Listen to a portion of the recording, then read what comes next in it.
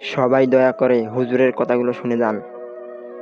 পর্যন্ত কোনোদিন মুসলমানদের উৎসব শবে বরাত একটা হিন্দু মসজিদে দেখার জন্য আসলো না। মুসলমানদের উৎসব শবে কদর একটা হিন্দু কোনোদিন চাওয়ার জন্য আসলো না। মুসলমানদের উৎসব রমজান মাসের রোজা একটা হিন্দু কোনোদিন তোমার সাথে সমাজ করার জন্য রাখলো না। একটা হিন্দু কোনোদিন তোমার ঈদের নামাজে আসলো না। একটা হিন্দু কোনোদিন তোমার সাথে জুমার নামাজে অংশগ্রহণ করলো না, তোমাকে দেখার জন্য পর্যন্ত আসলো না।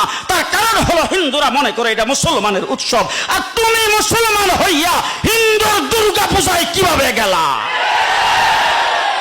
আরে তোমার কি হয়ে গেল? তোমার কি লজ্জা শরম তুমি দয়ে ফেলে দিয়েছো? তোমার কি কোনো লজ্জা শরমও নাই? তোমার কি কোনো লজ্জা শরমও নাই? আবার কি সুন্দর বলতেছ, ধর্ম যার যার উৎসব সবার। হাই হাই হাই, ও মুসলমান যুবকেরা ভালো করে শোনো, ধর্ম যার যার উৎসব সবার, তাইলে বিয়া যার যার বউ তো সবার।